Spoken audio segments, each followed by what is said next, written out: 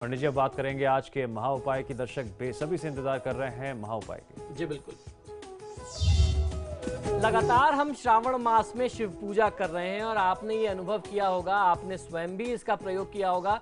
शिव पूजा में बेलपत्र आप अवश्य चढ़ाते हैं, तो बेलपत्र की महिमा क्या है, आइए मैं आपको बताता हूँ क्यों बिना बेलपत्र के शिव पूजा अधूरी मानी जाती है। शिव पूजा में बिल्व पत्र अर्थात बेल के पत्र की अत्यधिक महिमा है। इसकी महिमा बहुत ज्यादा है।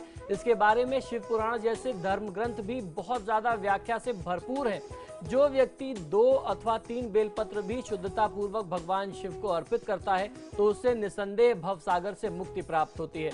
जो व्यक्ति अखंडित अर्थात बिना टूटा हुआ, बिना कटा हुआ, बिना फटा हुआ बेलपत्र भगवान शिव को अर्पित करता है वह निर्विवाद रूप से अंत में शिवलोक को प्राप्त होता है। बिल्व वृक्ष के दर्शन करना, स्पर्शन अर्थात स्पर्श करना, उसे छूना, प्रणाम करना, इतना करने से ही रात दिन के संपूर्ण पाप जो है वो दूर हो जाते हैं। एक दिन में किया गया जो भी पाप है एक बिल्व पत्र के स्पर्श से, उस वृक्ष के स्पर्श से दूर हो जाता है। बिल्व पत्र सदैव उल्टा अर्पित करना चाहिए, यानी जो उसका पत्ते का जो सामने वाला जो उसका स्वरूप है वो आप भगवान शिव के सिर पर रखेंगे, उनके मस्तक पर अर्थात शिवलिंग पर अर्पित करेंगे।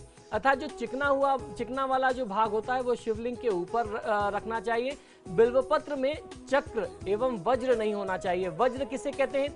आपने कभी कभी देखा होगा कि किसी पत्ते में कीड़े लग जाते हैं या उसमें कुछ चक्र से बन जाते हैं, अपने आप दाग बन जाता है उसमें, वो दाग नहीं होना चाहिए। वज्र किसे कहते हैं? बिल्व पत्र की जो डंठल होती है उसे वज्र कहते हैं। अगर आप डंठल के साथ बेलपत्र भगवान शिव के ऊपर चढ़ाते हैं तो ऐसा मानते हैं कि वज्र का प्रहार आप भगवान शिव के सिर पर कर रहे हैं, यानी आप उनके सिर पर चोट कर रहे हैं। ऐसा आपको नहीं करना चाहिए। जब आप बेलपत्र चढ़ाते हैं तो 3 पत्ते वाला बेलपत्र जितने ज्यादा से ज्यादा आपको उसकी डंठल तोड़ सके वो तोड़ करके चढ़ाना चाहिए। कीड़ों के द्वारा बनाए हुए सफेद चिन्ह को चक्र कहते हैं। ऐसा भी चक्र अगर आपके बिल्व पत्र में है तो उसे त्याज देना चाहिए, यानी उसे छोड़ देना चाहिए। बिल्व पत्र के डंठल को, मोटे भाग को वज्र कहते हैं। चौथ, अमावस्या, अष्टमी, नवमी, चतुर्दशी, संक्रांति और सोमवार के दिन बेलपत्र तोड़ना मना है। इन तिथियों में आप बेलपत्र नहीं तोड़ सकते। बेलपत्र कटे फटे एवं कीड़े से खाए हुए नहीं होने चाहिए। बेलपत्र 3 पत्रों वाला जो पत्र का एक समूह होता है उसे बेलपत्र कहते हैं। बेलपत्र में 3 से 11 दलों तक के बिल्वपत्र हमें अभी तक प्राप्त हुए हैं। ये जितने अधिक पत्रों के हों उतना ही उत्तम होता है। 4, 5 व 6 पत्रों वाले जो बिल्व पत्र हैं ये प्रायः दुर्लभ माने जाते हैं। ऐसे दुर्लभ पत्रों की प्राप्ति जो है वो बहुत ही सौभाग्य से होती है। 3 पत्रों वाला बिल्वपत्र ब्रह्मा, विष्णु और महेश का संयुक्त स्वरूप माना जाता है। ओम शिव ओंकार वाला यही पत्र जो है शिवलिंग पर चढ़ाया जाता है। 4 पत्तों वाला बिल्वपत्र ब्रह्मा का प्रतीक मानते हैं। पंचमुख वाला बिल्वपत्र जो है वो साक्षात शिव माना जाता है और मनोवांछित फल देने वाला है।